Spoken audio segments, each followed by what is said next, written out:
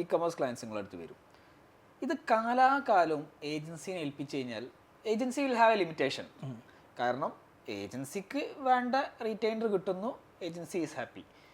പക്ഷേ ഈ client internal ടീമിനെ ബിൽഡ് ചെയ്യണമല്ലോ. ഇങ്ങനെ ബിൽഡ് ചെയ്ത ക്ലയൻസ് നിങ്ങൾക്ക് ഉണ്ടോ? എപ്പോഴാണ് actually they should start looking for building an internal team? ഇതിൻ്റെ അകത്ത് കുറച്ചൊരു ഇൻസൈറ്റ്സ് തരാൻ പറ്റും. കാരണം ഞാൻ വർക്ക് ചെയ്യുന്ന എല്ലാ ക്ലയൻസിനുള്ള പ്രശ്നം നല്ല ഏജൻസീനെ ഇപ്പോൾ കൊടുക്കാൻ പറ്റുന്നുണ്ട്. പക്ഷേ അടുത്ത പ്രോബ്ലം പറഞ്ഞാൽ ഈ ക്ലയൻറ്റിൽ ഒരു ഇൻറ്റേർണൽ ടീമിനെ ബിൽഡ് ചെയ്ത് കൊടുക്കാൻ പറ്റുമോ? അതെങ്ങനെ ചെയ്യാൻ പറ്റും? ഇപ്പം എൻ്റെ അടുത്ത് തന്നെ ഒരുപാട് പ്രാവശ്യം ഇപ്പം ലാസ്റ്റ് 2-3 month ആയിട്ട് ഒരു ട്രെൻഡോന്നും എനിക്കറിയില്ല, എനിക്ക് എൻക്വയറീസ് കുറേ വരുന്നത് can you help us build an internal team. അതിപ്പോൾ ഞങ്ങൾ വേറൊരു സർവീസ് ആയിട്ട് ഇറക്കണമെന്ന് വരെ ചിന്തിക്കുകയാണ്. ഒരുപാട് ആൾക്കാർ വരുന്നുണ്ട്, ഒട്ടുമിക്ക നല്ല ബ്രാൻഡ്സും ഫൗണ്ടേഴ്സും വന്നിട്ട്. അപ്പം ഞാൻ അവരോട് പറയാറുണ്ട്, അതായത് ഈ ഫൗണ്ടർ ഡയറക്റ്റ് മാർക്കറ്റിംഗ് ടീമായിട്ട് ഇരിക്കുകയാണെങ്കിൽ നടക്കൂല. നിങ്ങൾക്കൊരു ഇൻറ്റേർണൽ ടീം ഇല്ലെങ്കിൽ ഞങ്ങൾ വർക്ക് ചെയ്യാൻ വേണ്ടി റെഡിയല്ല എന്ന് പോലും ഞങ്ങൾ ചിലപ്പോൾ പറയാറുണ്ട്, ഇന്റേണൽ ടീം ഇല്ലെങ്കിൽ. റൈറ്റ്. അപ്പം ഞാൻ കാണുന്ന ഒരു നെക്സ്റ്റ് ട്രെൻഡ് എന്ന് പറയുന്നത്, ഇപ്പം ഇതുവരെ കമ്പനീസ് ഡയറക്റ്റ് ഏജൻസി ഓണേഴ്സിൻ്റെ ഒക്കെ വർക്ക് ചെയ്യുന്നത്, ഇനി companies will build an internal marketing team. ചെയ്തേ പറ്റുള്ളൂ. ഈ മാർക്കറ്റിംഗ് ടീം ഡിസൈഡ് ചെയ്യും ഏത് ഏജൻസിൻ്റെ ഒക്കെ വർക്ക് ചെയ്യണം. ഇങ്ങനെയാണ് റൈറ്റ്ഫുൾ ആയിട്ട് ചെയ്യുക. ഞാൻ എപ്പോഴും പറയാറുണ്ട്, എനിക്ക് ഇങ്ങനെ വരുന്ന ടീമിനൊക്കെ ഒരു കൺസൾട്ടന്റ് ഉണ്ടായിരുന്നെങ്കിൽ, ഞാൻ ഷാനോട് തന്നെ ഒരുപാട് പ്രാവശ്യം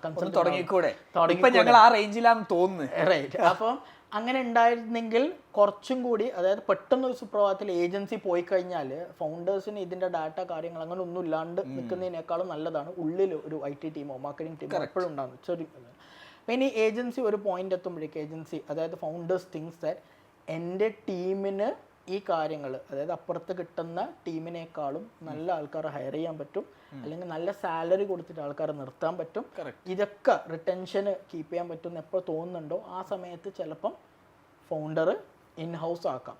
ഇൻഹൗസ് ആക്കുമ്പോഴും ഞാൻ പറയാം, you have to keep a consultant along with it.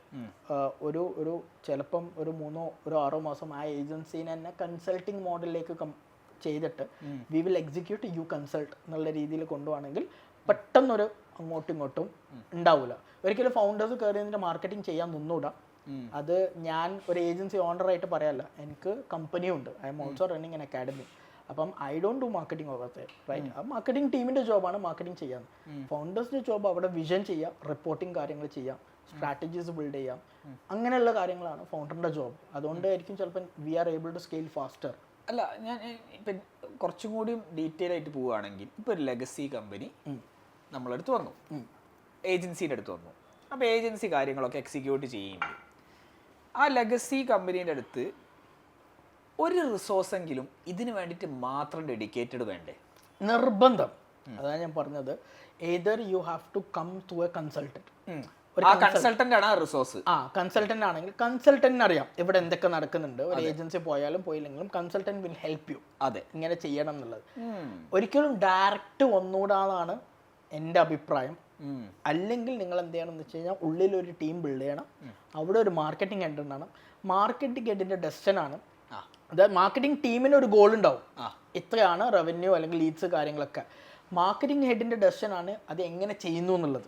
അത് ഏജൻസിനെ വെച്ച് ചെയ്യാം, he can build in house team, all the decision is marketing ഹെഡിന്റെ ഡെസിഷൻ ആണ്. അപ്പം ഇങ്ങനെ ആവുമ്പോൾ ഇനി ഏജൻസി എത്ര പോയാലും പോയില്ലെങ്കിലും ഡാറ്റാസ് ഒക്കെ നിങ്ങളുടെ കയ്യിലുണ്ട്. Second thing, you also need to understand how to use an agency.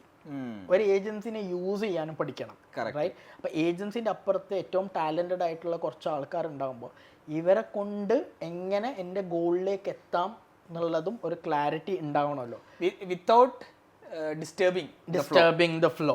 Okay. അപ്പം ഞാനെപ്പോഴും പറയും, നിങ്ങൾക്ക് റവന്യൂ ഗോൾസ് പോലും ഇല്ലെങ്കിൽ നമ്മൾ എത്ര ലീഡ്സ് തന്നിട്ട് കാര്യമില്ല, you have to reverse engineer എന്നുള്ള രീതിയിലാണ്. അപ്പം ഈ ക്ലാരിറ്റി ഉണ്ടെങ്കിൽ ഫൗണ്ടർ ഒരിക്കൽ ഇരുന്ന് കഴിഞ്ഞാൽ ഫൗണ്ടർ വിൽ നോട്ട് യൂസ് ആ അപ്പുറത്തുള്ള ആൾക്കാരെ യൂസ് ചെയ്യാൻ പറ്റൂല.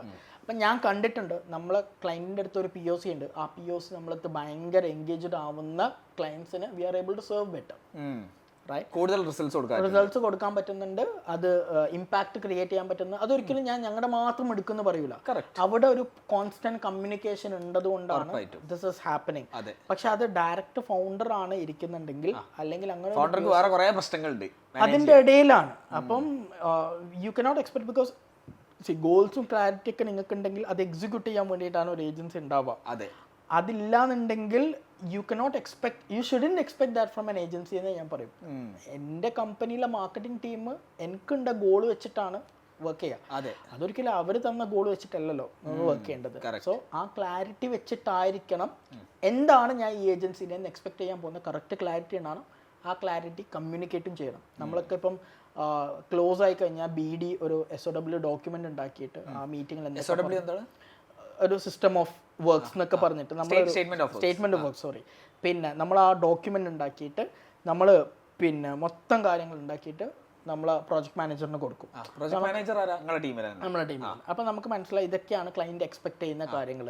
അപ്പം ആ ഒരു ക്ലാരിറ്റി എല്ലാവർക്കും ഉണ്ടാവണം എന്നുള്ളതാണ്. അപ്പം ഞങ്ങൾ JD മാറ്റിയിട്ട് ഞങ്ങൾ റോൾ ക്ലാരിറ്റി എന്നുള്ള കാര്യം വെച്ചു. അതായത് JD എന്ന് പറയുന്നത് പണ്ടത്തെയാണ്, നമ്മൾ ഗൂഗിൾ എടുത്തിട്ട് കൊടുക്കും.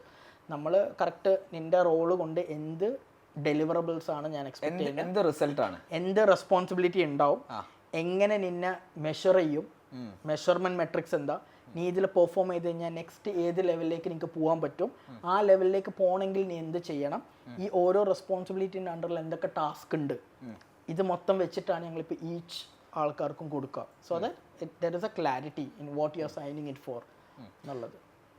ഓക്കെ, അങ്ങനെ ഒരു കൺസൾട്ടൻ്റ് ഇപ്പം മാർക്കറ്റിലുണ്ടോ? എങ്ങനെ? അതായത് ഒന്നെങ്കിൽ ഇൻഹൗസിൽ ഒരാൾ ഇതിൻ്റെ POC വേണം, അല്ലെങ്കിൽ നിങ്ങൾക്കൊരു കൺസൾട്ടൻറ്റ് വേണം ആസ് എ കമ്പനി. അങ്ങനെ മാർക്കറ്റിൽ കൺസൾട്ടൻസ് ഇപ്പോൾ ഉണ്ടോ? എനിക്കറിയില്ല. ഇപ്പം ഞാൻ ഷാൻ്റെ കൂടെ വർക്ക് ചെയ്തിട്ടുണ്ട്, വസീമിൻ്റെ കൂടെ വർക്ക് ചെയ്തിട്ടുണ്ട്, ഇങ്ങനെ മൾട്ടിപ്പിൾ കൺസൾട്ടൻസിൻ്റെ കൂടെ നമ്മൾ വർക്ക് ചെയ്തിട്ടുണ്ട്. ഞാൻ പറയുന്ന ആ കൺസൾട്ടൻറ്റിന് ഡൊമൈൻ എക്സ്പെർട്ടീസും ഉണ്ടാവണം, നെറ്റ്വർക്കും ഉണ്ടാവണം, റൈറ്റ്? അപ്പം അങ്ങനെ ഉണ്ടാകുമ്പോഴേക്ക് ഏജൻസി ചെയ്യുന്നത് ശരിയാണോ തെറ്റാണോ എന്നുള്ളത് കുറച്ചും കൂടി ക്ലാരിറ്റി, നമ്മൾ കമ്പനീസ് ഡയറക്റ്റ് വരുന്നതിനേക്കാളും ഞാൻ പറയാം ചിലപ്പോൾ അങ്ങനെ വരാണെങ്കിൽ you will have some more clarity. കമ്പനിക്കും ഉണ്ടാവും, ഏജൻസിക്കും ഉണ്ടാവും. നൈസ്. ഓക്കെ, അപ്പം ബേസിക്കലി ഞാൻ ഇപ്പോൾ മനസ്സിലാക്കുന്നത് ഒരു കമ്പനിക്ക് ഇൻറ്റേർണൽ ടീമിന് ഉണ്ടാക്കണമെങ്കിൽ ആദ്യം ഒരു POC ആ കമ്പനിയിൽ ഉണ്ടാവണം, plus you hire an agency. Agency ആയിട്ട് ഇങ്ങനെ വർക്ക് ചെയ്യുന്നതിൻ്റെ ഇടയ്ക്ക് ഈ POC ഹൂഎവർ ഇറ്റ് ഇസ് അവർ പാരലലി ഓരോ സാധനം റവന്യൂ കൂടുന്നതിനനുസരിച്ച് ഇൻഹൗസിൽ ഓരോ ആൾക്കാരെ ആഡ് ചെയ്ത് തുടങ്ങുക. അത് വിചാരിച്ചിട്ട് ഏജൻസീനെ ഒഴിവാക്കണമെന്നല്ല. ഏജൻസി അടുത്ത ലെവലിലേക്ക് പോയിട്ടുണ്ടെങ്കിൽ യൂസ് ദാറ്റ് ഏജൻസി. കാരണം ഏജൻസിന് പല വർക്കിലും വീണ്ടും ആവശ്യമുണ്ടാവും. ഇതായിരിക്കില്ല ഒരു ഐഡിയൽ സെനാരിയോ. ഇപ്പം എത്ര കൊല്ലം ഏജൻസിനെ യൂസ് ചെയ്യാം, അങ്ങനെ എന്തെങ്കിലും പറയാനുണ്ടോ? എത്ര കൊല്ലം യൂസ് ചെയ്യാം? ഇന്റേണൽ ടീമിനെ എപ്പം ബിൽഡ് ചെയ്ത് തുടങ്ങണം? Should it free from day one or ഏത്? അത് ഞാൻ മൊത്തം പറഞ്ഞു വരുന്നത് ഒരു ഏജൻസിനെ കമ്പനീൻ്റെ ഉള്ളിൽ തന്നെ ഉണ്ടാക്കണം. ഇപ്പം നീ ഇതുവരെ പറഞ്ഞ സാധനങ്ങൾ ഏജൻസി അല്ല. അതായത് നമ്മൾ ചിന്തിക്കേണ്ടതാണ്, ഒരു ബിസിനസ്സിന് 7 ഫംഗ്ഷൻ ഉണ്ട്. ബേസിക് ഫംഗ്ഷനാണ് അക്കൗണ്ട്സ്, വെരി ബേസിക് ഫംഗ്ഷനാണ്. ഡേ 1 മുതൽ നമ്മൾ പുറത്തൊരു ഏജൻസിക്ക് നമ്മളൊരു അക്കൗണ്ട്സ് ടീം ഉണ്ടാക്കിയിട്ട് പിന്നെ നമ്മൾ CNA അങ്ങനെ വെക്കുക. മാർക്കറ്റിങ്ങും ബേസിക് ഫംഗ്ഷനാണ്. നോർമലി കമ്പനി എന്തെങ്കിലുമൊക്കെ മാർക്കറ്റിംഗ് ഒഴിവാക്കാണ്. കറക്റ്റ് അല്ല, ബിസിനസ്സിലുള്ള ബേസിക് ഫംഗ്ഷനാണ് marketing function, sales function, HR, accounts, operational, R&D, learning, ഇതൊക്കെ ബേസിക് ഫംഗ്ഷനാണ്. അപ്പം ഇതിൽ മാർക്കറ്റിങ്ങും ഒരു ബേസിക് ഫംഗ്ഷനാണ്. അപ്പോൾ ഒരിക്കലും നമ്മൾ മാർക്കറ്റിംഗ് ഞാൻ അടുത്ത 6 മാസം മാർക്കറ്റിംഗ് ചെയ്യുന്നില്ല എന്ന് പറയലില്ല, റൈറ്റ്? മാർക്കറ്റിംഗ് ഇസ് ഓൾവേസ് അത് കോമ്പൗണ്ട് ചെയ്യുന്ന ഒരു സാധനമാണ്. എത്രയോ കാലം നിങ്ങൾ ചെയ്തോ അത്ര കാലം ഇറ്റ്സ് ബെറ്റർ, ആൾക്കാരെ ഇതിലുണ്ടാവും.